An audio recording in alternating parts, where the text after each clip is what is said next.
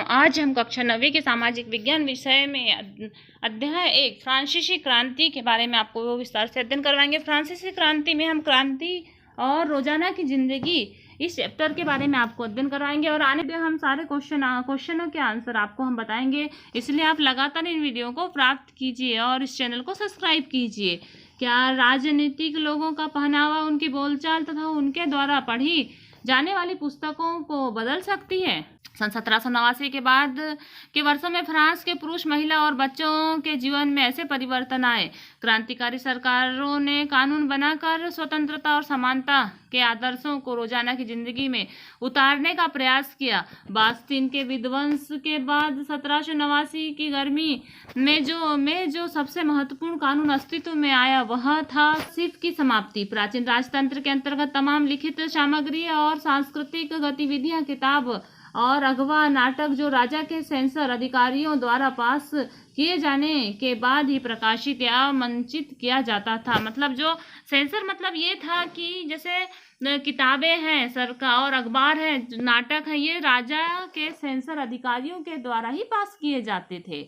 किताबें, नाटक और अखबारों को राजा के सेंसर अधिकारी ही पास करते थे। यदि वो पास नहीं करते थे तो वो प्रकाशित नहीं होते थे। परंतु जब अधिकारियों के घोषणा पत्र ने भाषण एवं अभिव्यक्ति की स्वतंत्रता को नैसर्गिक अधिकार घोषित कर दिया, भाषण और अभिव्यक्ति की स्वतंत्रता को नैसर्गिक अधिकार घोषित कर दिया। परिणाम स्वरूप फ्रांस के शहरों में अखबारों और पर्चों और पुस्तकों एवं छपी हुई तस्वीरों की बाढ़ आ गई, जहां से वह तेजी से गांव देहात तक पहुंची। इसमें फ्रांस में घट रही घटनाओं एवं परिवर्तनों का ब्यौरा है, उन पर टिप्पणी होती थी। प्रेस की स्वतंत्रता का मतलब यह था कि किसी भी घटना पर परस्पर विरोधी विचार भी व्यक्त किया जा सके।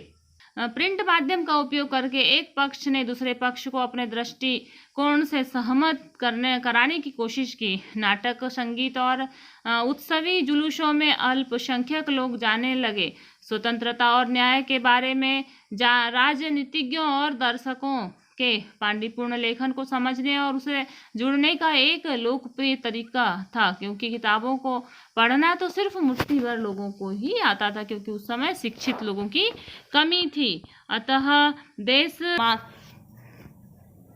उसी प्रकार से हम देखते हैं सारांश। 1804 में नेपोलियन बोनापार्ट ने खुद को फ्रांस का सम्राट घोषित कर दिया। तो फ्रांस का सम्राट कब बना? तो 1804 में बना। उसने पड़ोस के यूरोपीय देशों की विजय यात्रा शुरू कर दी। पुराने राजवंशों को हटाकर अपने नए साम्राज्य बनाए, उसको और उसकी बागडोर को अपने खानदान के हाथों में सौंप दिया। नेपोलियन खुद को यूरोप के आधुनिकीकरण का अग्रदूत मानता था। उसने निजी संपत्ति की सुरक्षा के कानून बनाए और दशमलव पद्धति, तो निजी संपत्ति की सुरक्षा के कानून और दशमलव पद्धति अपना आधारित नापतोल की एक समान प्रणाली चलाई। शुरू में बहुत सारे लोगों को नेपोलियन मुक्तिदाता लगा। पहले मुक्तिदाता लगा, उससे जनता को स्वतंत्रता दिलाने की उम्मीद थी, पर जल्द की सेनाओं को लोग हमलावर मानते थे। अधिकार और आखिरकार 1815 में वाटरलू में उसकी हार हुई। यूरोप के बाकी हिस्सों में मुक्ति और आधुनिक कानूनों को फैलाने वाले उसके क्रांतिकारी उपायों का असर उसकी मृत्यु के काफ़ी समय बाद तक रहा। तो ये देखिए, ये चित्र में अल्फस पारकर्ता नेपोलियन डेविड द्वारा बनाया गया यह चित्र है।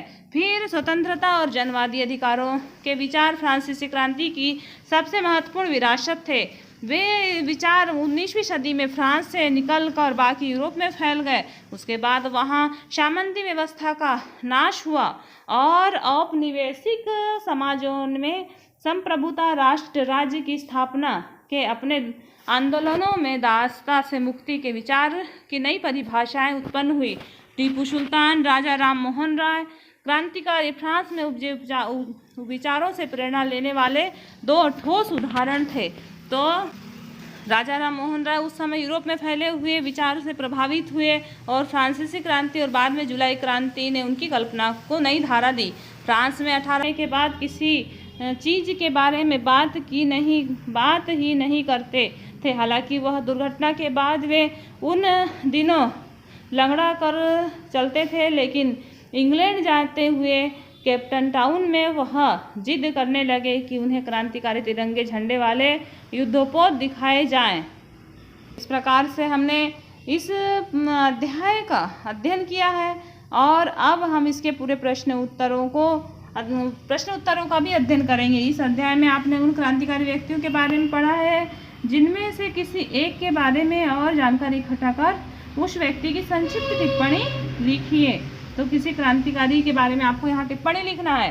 फ्रांसीसी क्रांतिकारी के दौरान ऐसे अखबार का जन्म हुआ जिसमें हर दिन और हर हफ्ते की घटनाओं का ब्यौरा दिया जाता था। किसी एक घटना के बारे में जानकारी और तस्वीर इकट्ठा कर अखबार के दिए गए लेख लिखें और आप चाहें तो मिराबियो और ओम्बदेगुच का या रोबेस्पियर्स के साथ कल्पनात्मक साक्षात्कार भी कर सकते हैं। इस प्रकार से आपको ये कार्य करना है और बाकी क्वेश्चनों के आंसर हम आपको अगले वीडियो में विस्तार से अध्ययन करवा देंगे। धन्यवाद।